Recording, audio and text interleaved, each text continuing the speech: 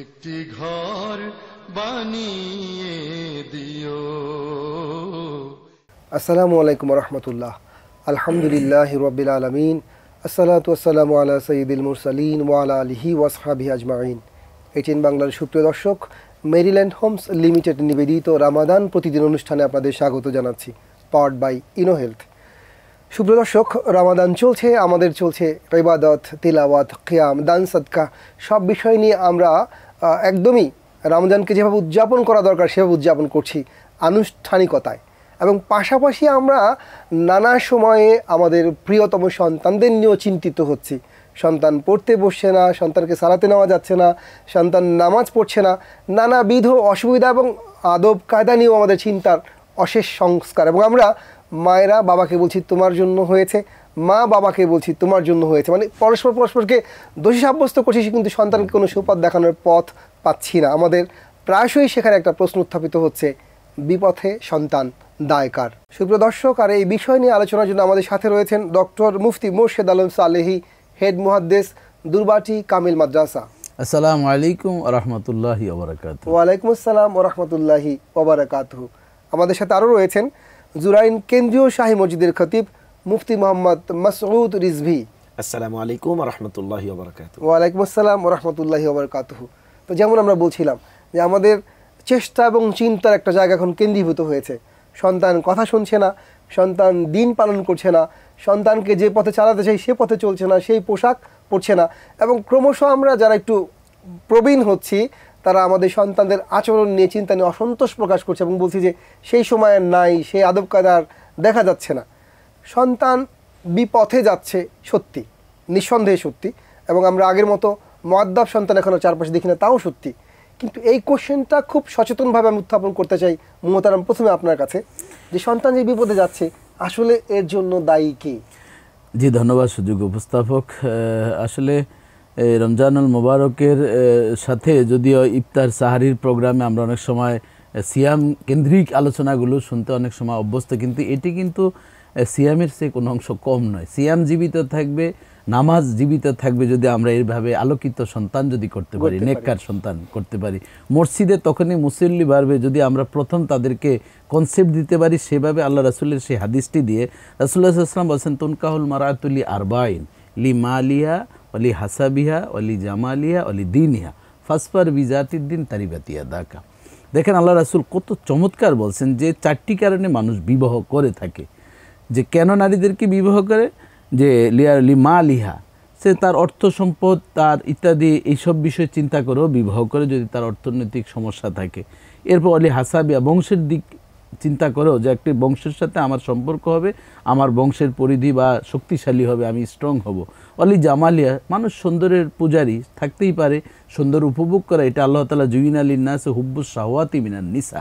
আল্লাহ তাআলা প্রথম মোটা দাগেই বলছেন পৃথিবীতে পুরুষদেরকে আকৃষ্ট করা হয়েছে নারী দিয়ে। এই জন্য সেই আকৃষ্টিটা আল্লাহ যদি এইটি না করতেন তাহলে কিন্তু এই মধুর সংসার হতো না, কোনো দিন বংশ পরম্পরা টিকে থাকতো না, কিছুই টিকে থাকতো না। এরপর একটি মহিলা বা একটি মেয়ে আরেকজনের ঘরে এসে থাকতো না যদি সেই ভালোবাসাটা যদি না থাকতো। চতুর্থ নম্বরে বলছেন অলি দীনিহা, যে ধর্মের দিকে তাকে লক্ষ্য করে তুমি বিবাহ করো, ধর্ম বিবেচনা করে, তবে কিন্তু আল্লাহ রাসূল বলছেন ফাসফার বিজাতির দিন তারিবাতিয়া দাকা। যদি তুমি এভাবে দিনের ক্ষেত্রটাকে যদি বেশি অগ্রগামী করতে পারো তাহলে ধুলায় ধূসর হবে না তোমার ভবিষ্যৎ প্রজন্ম। দেখুন এটি কেন আল্লাহ রাসূল বলছেন। দেখবেন যারা আমাদের দেশে সাম্প্রদায়িক যারা হিন্দু ধর্মে বা এরা কিন্তু বংশের দিকটা সবচেয়ে বিবেচনা করে। এরপরে কাস্ট আছে, যে ওদের একটাই। এরপরে দেখেন খ্রিস্টান যারা, তারা কিন্তু খুবই সুন্দরের পূজারী, তারা সুন্দর ছাড়া কিছুই বুঝে না, সেটা স্কিন সুন্দর। আল্লাহ রাসূল বলছেন কিন্তু আমার উম্মতের জন্য হয়েছে দীনিহা, সে বিবাহ করবে ধর্ম দেখে, দিনদারিতা দেখে, তাহলে তার ভবিষ্যৎ প্রজন্মটা, আমি এটা দিচ্ছি ইনপুট, আমার আউটপুট আসবে ভালো। এরপর দেখেন ওমর রাদিয়াল্লাহু তাআলাকে একবার প্রশ্ন করা হলো, সোহেলা ওমর রাদিয়াল্লাহু তাআলা হুকুকুস সিবিয়ান, ছোট্ট বাচ্চার কি অধিকার? তখন তিনি তিনটি মোটা দাগে বলছেন। এক নম্বরে বলছেন উম্মাহাতুস সলেহা, যে ওই সন্তানকে একজন নেককার মা দিতে হবে। ও ইসমুল ফাদেলা, ভালো একটা নাম রাখতে হবে। ও দিনুন নাসিহা, কল্যাণকর দিন, নৈতিক শিক্ষার দিন তাকে শিক্ষা দিতে হবে। এখন আমি প্রথমেই যদি বলতে যাই, দেখুন আমাদের সন্তানদের নাম যখন আমরা রাখতে যাই, রাসূলুল্লাহ সাল্লাল্লাহু আলাইহি ওয়াসাল্লাম বলছেন তোমরা ভালো নাম রাখো, যখন সন্তান জন্মগ্রহণ করো তখন তোমরা উত্তম একটা নাম রাখো বিএসমে আবদুল্লাহ আব্দুর রহমান, এবং সাম্মু বিয়াসমাইল আম্বিয়া, নবী রাসূলদের নামের সাথে মিলিয়ে রাখো, কোরআনের নামের সাথে মিলিয়ে রাখো। আগে নাম রাখার ক্ষেত্রে একজন আলেমের দ্বারস্থ হতেন, ইমাম সাহেবের কাছে যেত, এবং সন্তান জন্মগ্রহণ করছে ডান কানে বাবা নিজে আজান দিবে এবং বাম কানে একামত দিবে। এখন হুজুর খোঁজা হয়, খুঁজতে খুঁজতে দেখা যায় আজানের যেই অপশনটা থাকে সেটি একামতের অপশন চলে যায়। যখন তার সন্তান জন্মের পরে আল্লাহু আকবারের ধ্বনি কানে পৌঁছবে তখন সেই সন্তান কোনোদিন খারাপ হতে পারে না। এবং দেখেন সপ্তম দিনে তার চুল কাটা, নাম রাখা, আকিকা দেওয়া, আমরা সেই জিনিসটা অনেক সময় আকিকাটা কোরবানির সাথে মিশিয়ে ফেলি। আকিকা দিলে এই যে সন্তান যে মায়ের গর্ভে ছিল, নানান ধরনের জাম বিভিন্ন অসুবিধা ছিল, সেটা আকিকার মাধ্যমে তার বিপদ আপদ রোগ বিমারগুলো আল্লাহ রাসূল বলছেন কেটে যায়। আমরা সেটাও কিন্তু করছি না।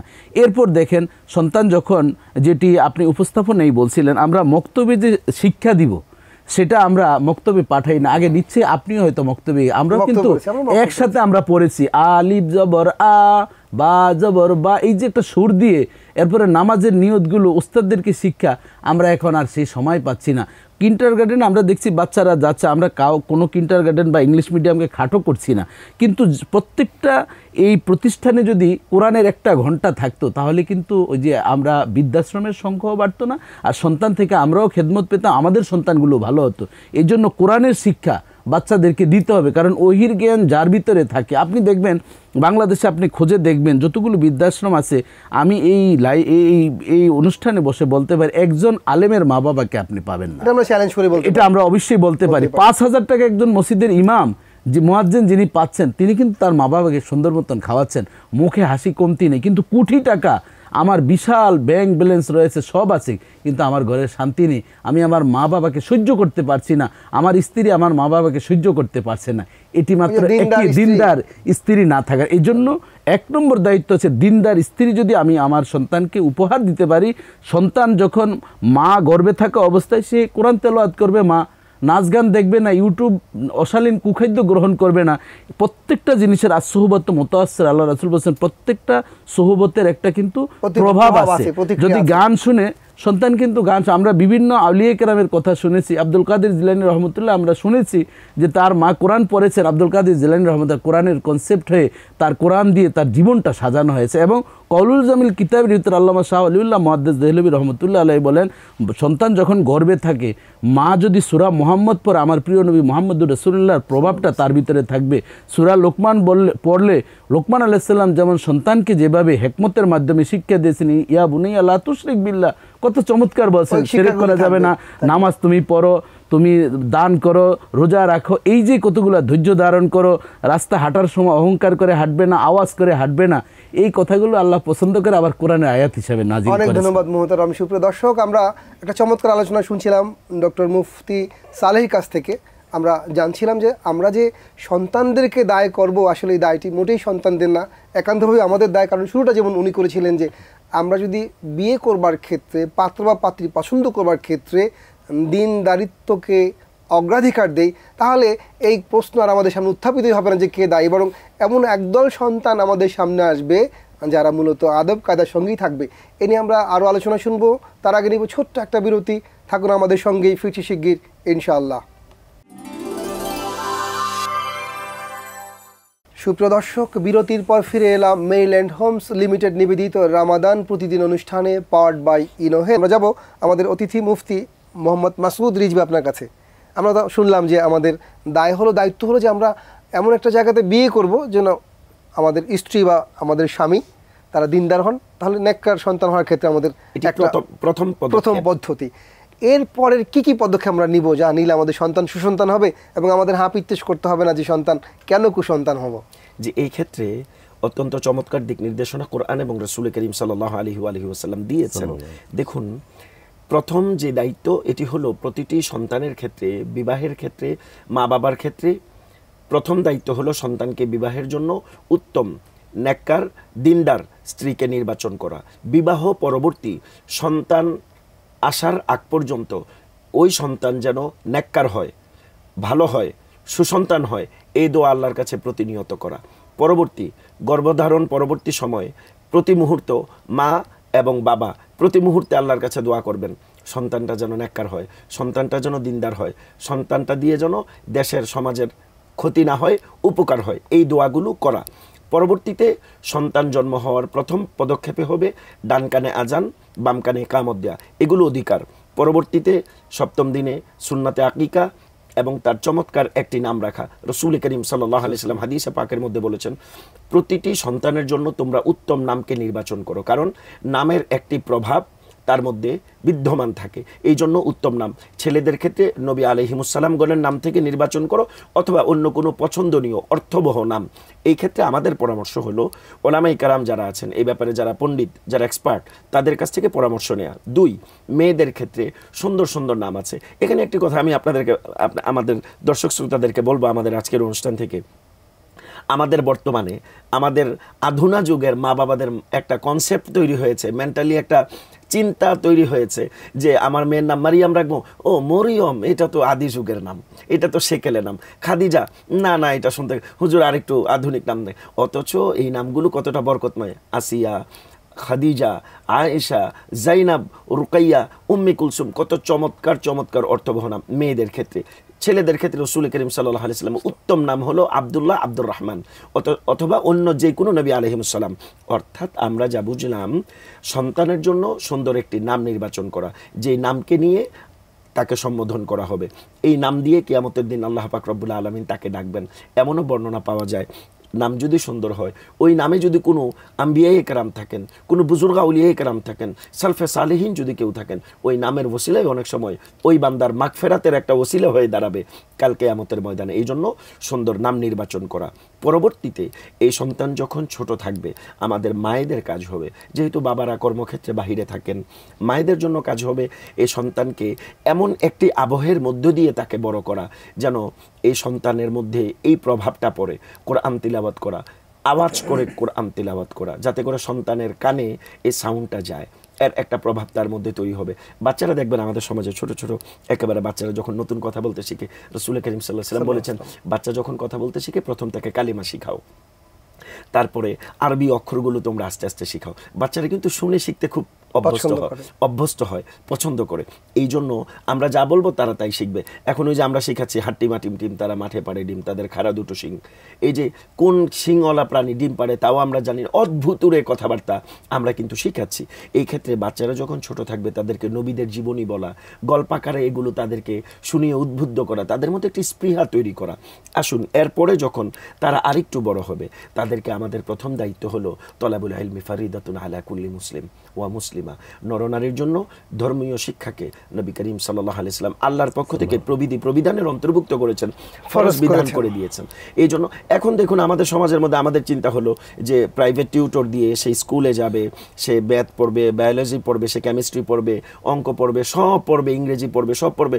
যখনই আপনি বলেন যে বাচ্চাটাকে ভাই একটু কোরআন শেখান না, বলে ভাই বাচ্চাটা এত লোড নিতে পারছে না, আর অনেক লোড হয়ে যাচ্ছে। সবগুলোর ক্ষেত্রে আচ্ছা কোরআন শিক্ষা কি অঙ্কের চাইতে ম্যাথের চাইতে বেশি লোড হয়ে যাবে? সেটাও ধরলাম মহোদয়, এর পাশাপাশি আছে যে শুধু ম্যাথ কোরআন না, ও আর্ট শিখবে, গান শিখবে, ও ডান্স শিখবে, কারাতেও শিখবে। হ্যাঁ, ওটা লোড হচ্ছে না, তখন লোড হচ্ছে না। কিন্তু আপনি যখনই কোরআন শিক্ষার কথা বলেন, তখন কোরআন শিক্ষাই শুধু শিক্ষা না, আমাদের নৈতিক শিক্ষার কথা যদি আমরা বারংবার কথাগুলো উঠে আসছে, কারণ এই মাহে রমাদানের পবিত্র আবহ আমাদের মধ্যে কিন্তু একটা পরিবর্তন এনে দেয়। আপনি দেখবেন রমাদানের বাহিরে আমাদের নামাজের যারা অভ্যস্ত নেই, রমাদানের মধ্যে আমরা কিন্তু নামাজে একটু টুপি মাথায় দিয়েছি, একটা আবহ কিন্তু তৈরি হয়। তো এই সময়ের মধ্যে এই আবহটা আরো বেশি উপযুক্ত হবে যদি আমরা আমাদের পরিবারে সন্তানদেরকে সেই শিক্ষা, আমাদের মক্তব উঠে গিয়েছে, ভেরি ইম্পর্টেন্ট একটা পয়েন্ট আমাদের সমাজ থেকে। আপনি মক্তবে গিয়েছেন ছোটবেলা, আমরা মক্তবে গিয়েছি, আমাদের মুহতারাম আমরা মক্তবে গিয়েছি। এই যে মক্তবের প্রথা উঠে গিয়েছে, এত সকালে কি বাচ্চা উঠতে পারবে? এত সকালে উঠে কিন্ডার গার্ডেনে কিভাবে যায়? ঘুমাচ্ছে। আমরা এমনও দেখেছি বাচ্চার চাইতে তার বইয়ের ওজন বেশি হয়ে গিয়েছে, মা টানতে টানতে নিয়ে যাচ্ছে, বাচ্চা ঝিমুচ্ছে। তো তখন তো আমরা কষ্ট অনুভব করি না, সকালে না হোক বিকেলে না হোক। জীবনে শিক্ষাক্ষেত্রে একটি নির্ধারিত সময় বাচ্চাকে ওই শিক্ষাগুলো দেওয়া উচিত, যে শিক্ষাগুলো দুনিয়াতে, আখেরাতে, সার্বিক জীবনে, তার পরবর্তী পুরো জীবনে কাজে লাগবে। আমি বাসে চড়ছি, আমার চাইতে বয়স্ক কোনো মানুষ যখন ওই পাবলিক বাসে পরিবহনে উঠবে, আমার নৈতিক শিক্ষা, আমি উঠে তাকে বসতে দেয়া, একজন মুরব্বী যাচ্ছে তাকে সামনে জায়গা করে, এই যে শিক্ষাগুলো, এগুলো আমাদের প্রতিষ্ঠানে শিক্ষার আগে আমাদের পরিবার থেকে শিক্ষার পদ্ধতি তৈরি করতে হবে। অন্যথায় ভয়াবহ পরিবেশ সমাজের মধ্যে, বেআদাবি বেড়ে যাবে, মুআদ্দাব আনা আন্দাজ কমে যাবে সমাজের মধ্যে, একটা অস্থিরতা। বাবারা ভয়ে থাকে, আমি আমার ছেলেকে এই কথা বললে সেই রিয়াকশনটা না যেন কি করে। অনেক ধন্যবাদ মোহতারাম, অনেক ধন্যবাদ। সুপ্রিয় দর্শক, আমরা আরো আলোচনা শুনবো, তার আগে ছোট্ট আরেকটি বিরতিতে যাব, কোথাও যাবে না, থাকুন আমাদের সঙ্গে, ফিরছি শিগগির ইনশাআল্লাহ।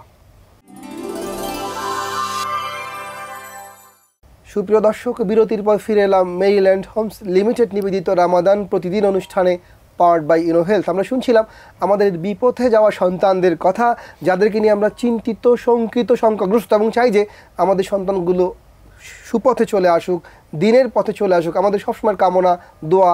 কিন্তু অসুবিধা হলো এটা যে আমরা যেই সময় কামনা করছি, যেই সময় দোয়া করছি, সে তখন সময় চলে গিয়েছে অনেক, যখন যত্ন নেওয়া প্রয়োজন ছিল সে সময় হয়তো সেই রকম যত্ন নেয়নি, তারপর সময় পুরোপুরি চলে গিয়েছে। এটা আমরা বলবো না, আমরা যাবো আমাদের মেহমান ডক্টর মুফতি মোর্শেদ সালিহ, আপনার কাছে জানতে চাইবো, যে সন্তান ইতোমধ্যে আমরা মনে করছি যে বিপথে চলে গিয়েছে, কোন প্রক্রিয়া আছে যে তাদেরকে আমরা দিনের পথে নিয়ে আসতে পারি? জি ধন্যবাদ।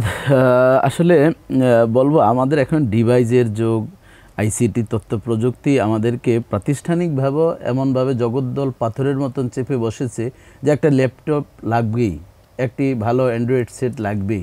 কিন্তু আমার সন্তানটাকে আসলে লেখাপড়ার ক্ষেত্রে কি ব্যবহার করছে, নাকি সে কোনো অন্য কাজে ব্যবহার করছে, অনৈতিক কাজে ব্যবহার করছে, মা বাবার কিন্তু একটা মনিটরিং অত্যন্ত প্রয়োজন আমাদের। এবং শিক্ষা কারিকুলামের ভিতরে এমন কিছু লেখাপড়ার বর্তমানে থিম দিয়েছে যে বন্ধু বানানো পদ্ধতি, ছেলে মেয়ের কোন হাত ধরবে, মেয়ে কোন হাত ধরবে ছেলের, এবং বয়ঃসন্ধিকালে তাদের কি পরিবর্তন ইত্যাদি শিক্ষা কারিকুলামটাকে এমনভাবে সাজানো হয়েছে, আমি বলতেই বাধ্য হচ্ছি যে এই সব কারণেও আমাদের কিন্তু সন্তানদের অবক্ষয় হচ্ছে। এটি রাষ্ট্রীয়ভাবে কিন্তু এখন এটি পরিবর্তনের একটি খুব গুরুত্বপূর্ণ সময় আসছে। কারণ যদি না হয় তাহলে যারা আমরা এগুলো পরিচালনা করছি, যারা ওয়েস্টার্নদের কৃষ্টি কালচারকে চাপিয়ে দিতে চাচ্ছেন, সেটা কিন্তু ওয়েস্টার্নদের চলে, কারণ তাদের মা দিবস বাবা দিবস পালন করে। আমাদের এই 92 থেকে 95 ভাগ মুসলমানের দেশে এই কনসেপ্ট আমরা কখন আশা করি না। তাহলে এই যে নেটওয়ার্ক পদ্ধতিটা আছে, আমাদের এই ঘরে নিয়ন্ত্রণ করতে হবে মা বাবা। 2 নম্বর হচ্ছে বাবা মার সন্তানকে যথেষ্ট সময় দিতে হবে, একই টেবিলে খেতে হবে। নিজের এরকম হচ্ছে যে সন্তানের খোঁজখবর নিতে পারছি না, এবং সন্তান যে খেয়েছে কিনা, আজকে সে কি পড়াশোনা করছে, হ্যাঁ বড় বড় হাউস টিউটর তো আছে, তার কাছে পড়বে।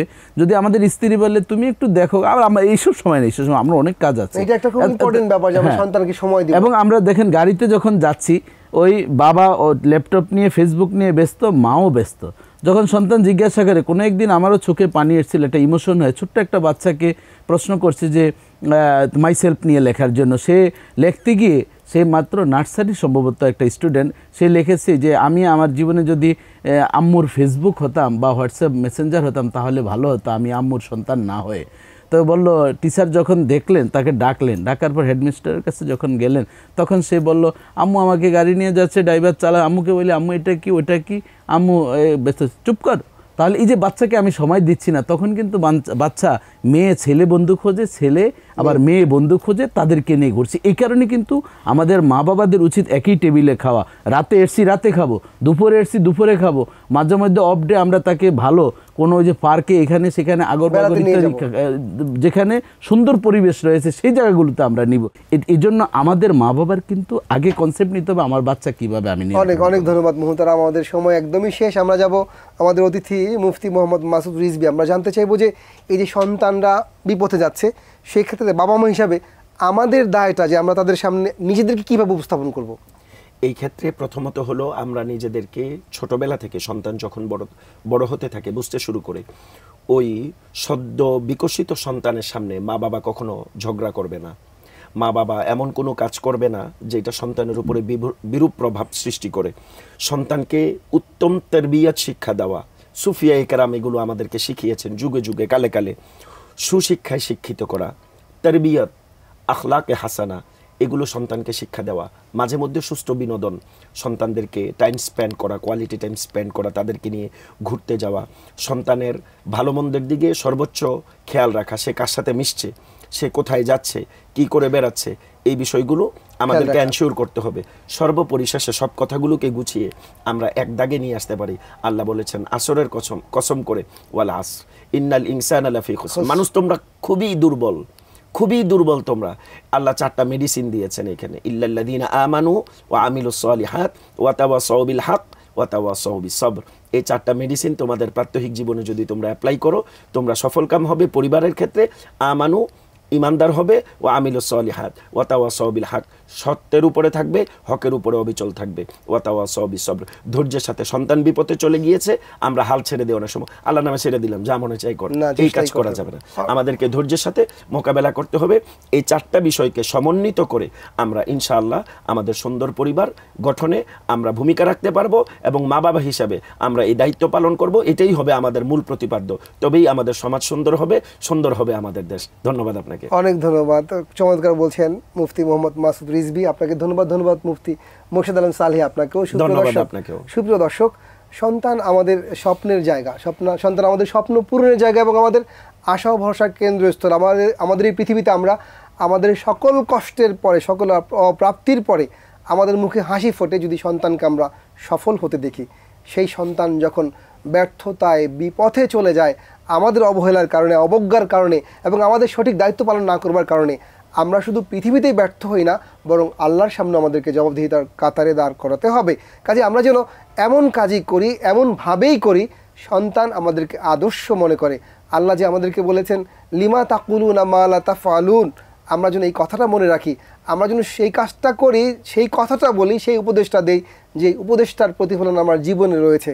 সন্তান অনুকরণ প্রিয়, অনুসরণ প্রিয়, সে দেখে শিখে বেশি। আমাদেরকে দেখে সে যেন ভুল জিনিস না শেখে।